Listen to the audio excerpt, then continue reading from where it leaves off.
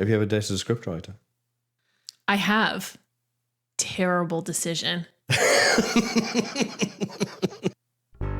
I'm Kayla. And I'm Pete, and welcome to How I Hobby. We're two pals and hobby obsessives with over 100 hobbies between us. And we're always on the lookout for more. Join us as we talk about all of our hobbies And talk to people we know about their really cool hobbies. Welcome to How I Hobby. In today's episode, we've got a fantastic interview with Melissa Kent, who takes a very critical approach to her hobby. Mm-hmm. But first, Kayla, how do you hobby? Well, Pete, I do glass blowing. Fantastic! Yeah. I've always wanted to try glass blowing. Yeah, it's cool. So cool. Okay, tell us about glass blowing. How did you get into it? So as a kid in Toronto, down by Lake Ontario, there's a place called Harbourfront Centre. Okay. And it's super, super artistic. There's loads of different artisans that are there. And I remember as a kid going down and watching these people do glass blowing. They have a big studio down there. And I always thought that would be so, so cool to try. But over the years, I'd thought about it and never really, found a place to do it. And recently in London, I found a studio out in Buckinghamshire where we made 3 things, and it was like progressive learning over the course of the day. Okay. So we started off first by making a paperweight. And the second thing we made was almost like a Christmas ornament. Yeah. And then we took all of those learnings and we made a decorative cup. And so it's sequential in terms of the skills you need to make that decorative cup. So you've got a blob of glass. Exactly. And then you've got a ball of glass. Exactly. And then you've got a cup of glass. Exactly. And it was so cool to not only it's really difficult to blow into that tube. It's very, very difficult. It's very hot there. It's also extremely difficult to first puncture that hole.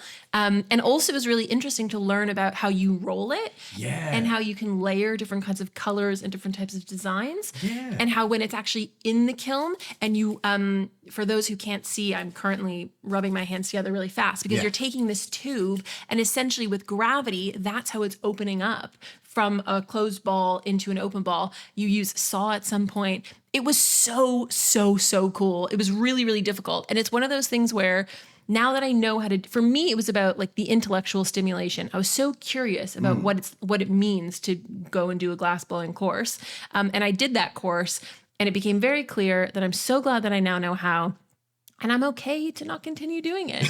And I think that's one of the interesting things, right, about you and I. We have loads of different hobbies. Yeah. Part of hobbying is experimentation, right? And totally. And part of it's figuring out what's for you and what's not for you. Mm-hmm. And while I wouldn't say this isn't for me, what I got out of it as a hobby was like learning the nuts and bolts of how it works. And it gave me an even greater appreciation for the craft. Was it hotter than the sun in there? Yes. Yeah. And we had to wear, oh my God, well, we can put a photo up, but we had to wear these armbands. Oh, big gauntlets. Yeah. And we had to be fully even our feet had to be covered, our ankles had to be covered because the closer you are, your skin can start burning off. We had to wear goggles. All the little hairs on your eyebrows and stuff can burn off if you get too close. So it was really, really hot. Do you still have all 3 things, of course. I have not gifted them. I can't part with them because I look at them just so mesmerized by the experience that I had. That's amazing. Oh, well, we were going to put photos of those things up on the Instagram of Kayla's trinkets. It's been a long day. It's so hot in here. It's been a long day. It's almost as hot as a glass blowing studio. Exactly. Okay. All right. Thank you very much for telling us about that. We are now going to go to our wonderful interview with Melissa Kent. Woohoo! Melissa Kent is a Kiwi living in London. She works in the gaming and entertainment industry and is a massive fan of TV and movies, comedy, art, reading, and long walks around London. Melissa, tell us, how do you hobby? Screenplay critiquing. Cool! Fantastic. Screenplay critiquing. Tell us, what is screenplay critiquing and how did you get into this? Yeah, well, it is a meetup group that I joined earlier this year in January. And essentially what happens is most people are screenwriters in the group and they will bring along a script, and it may be a feature-length script, a TV pilot, a short film script, and everyone in that group will have read it for the week, and they will, they'll be taking notes as they read it along, and they'll bring back some feedback. So whether it's positive feedback, whether it's constructive feedback, and it's really to help guide that writer along.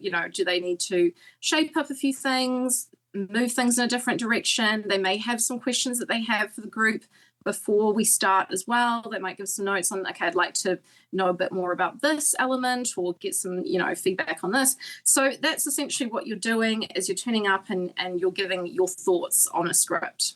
Cool. Fantastic. So it's like a book club, but like actually useful. Yeah. Yeah, that's how I view it really. It's like a book club, and I have been in a book club before, but you never actually have the person who's written that material in front of you, and you're actually helping them, which is great, which I enjoy. So it's a meetup group. What was the impetus for finding this particular meetup group? Obviously, you work in gaming and entertainment, but you have a background that is very much in the creative vein.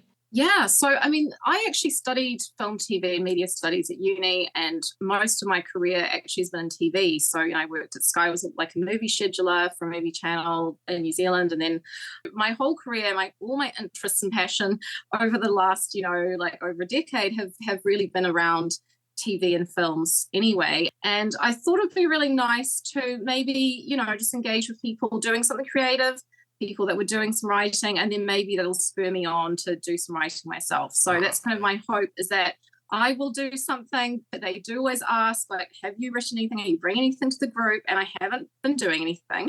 But that eventually I will actually write something myself and bring something to the group. And it's very inspirational for me to actually just engage with these people.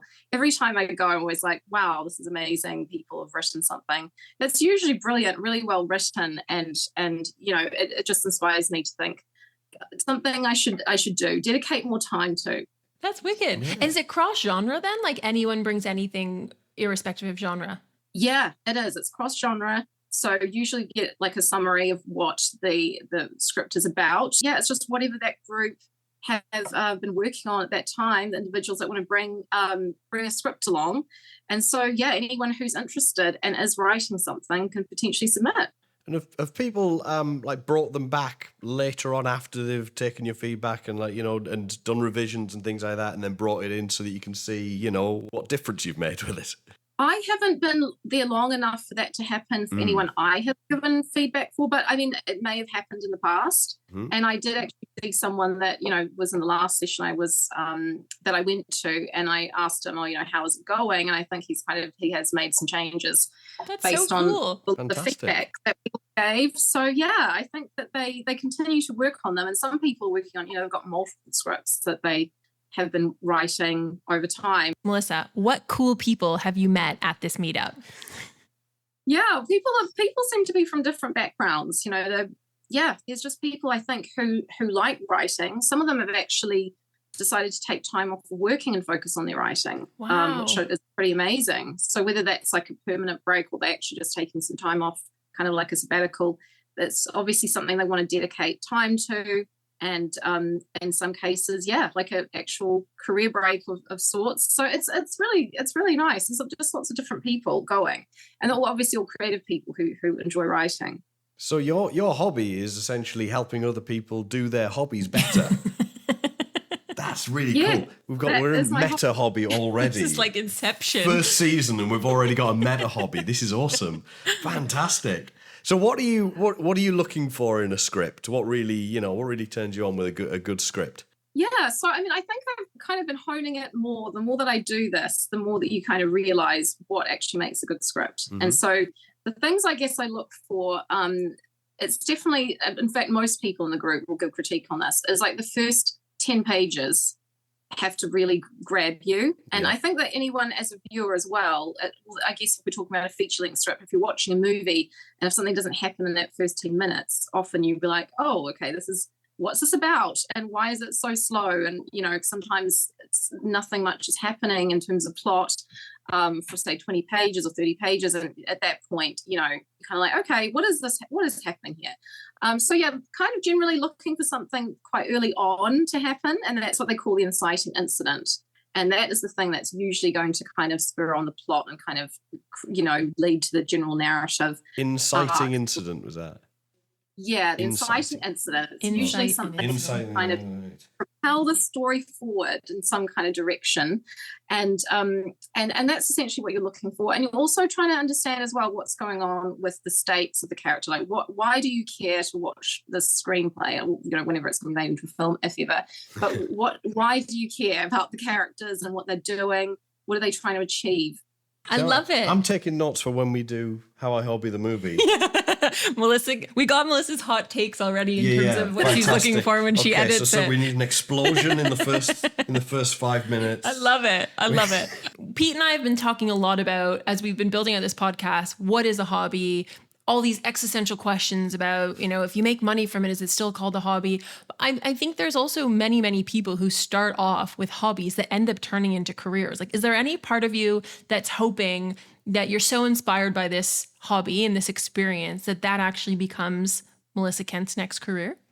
Wow. I don't know if I've ever had any real kind of desire to be a screenwriter, because when I studied film, I actually made documentaries. So that would be probably that's an area where I actually made the films, and I actually really enjoy kind of nonfiction as well. I enjoy real stories too. And I actually did, that one thing I forgot to mention, I did actually write scripts for documentaries as well. That was so you've already done this. You've totally already done this before. Yeah. So, but you were writing a script in the sense that you were trying to envision the people that would be in the documentary, the types of people that would fulfill the scientific stories that you're trying to tell, and that, they would probably go and try and find these types of people.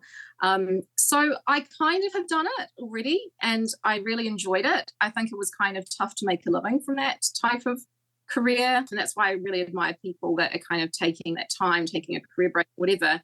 All right, Melissa, you've got quite a big question.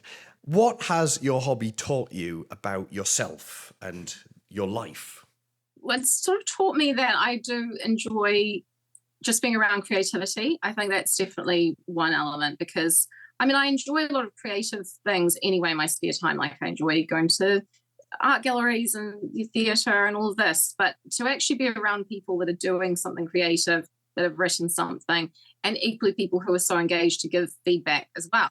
There's all this stuff around the art of it, of storytelling, and how best to do it to keep people engaged.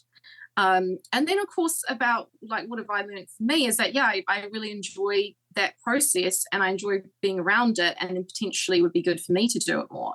And I think the whole thing in terms of we talk about life in general is that, creativity and that whole kind of, space of being able to kind of dig deep and find that kind of creative spark is something that is admirable. If people actually take the time, like any time I ever sort of watch something or read something about creative people, I always think this is amazing, because they have to tap into something deep down. There's something there, whether it's your subconscious or whatever, and you kind of like, when you're engaging in this process, that's something that's always in the background. It's like, where does the creativity come from? Yeah, I love that.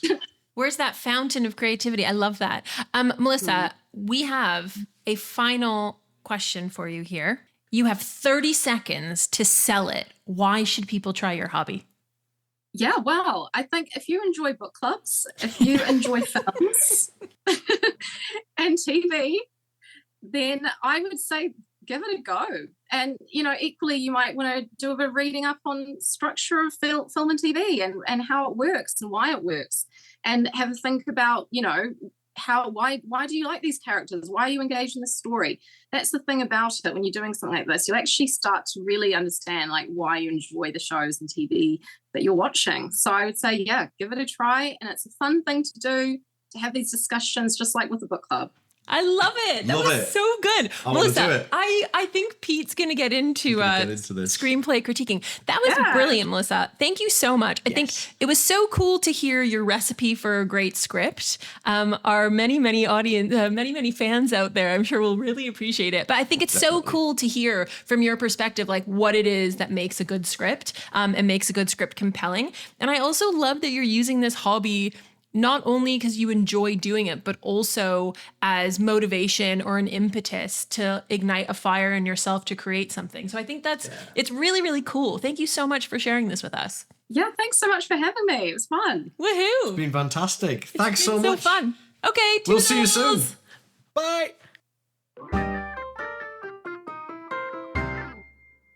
That was our interview with Melissa Kent. We had a blast. We hope you did too. But before we go, we want to share this week's celebrity hobby. Drum roll!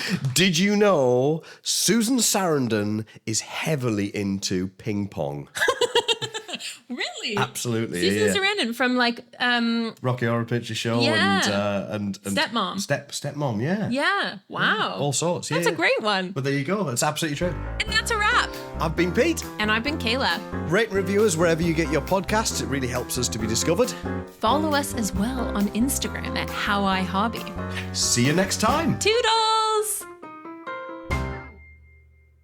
How I Hobby was written and produced by Kayla Lean and Pete Falconer, with music by Pete Falconer, artwork by Laura Walsh, and animation by Kayla Lean. If you'd like to be featured on the pod, find us on Instagram or email us at howihobby@gmail.com.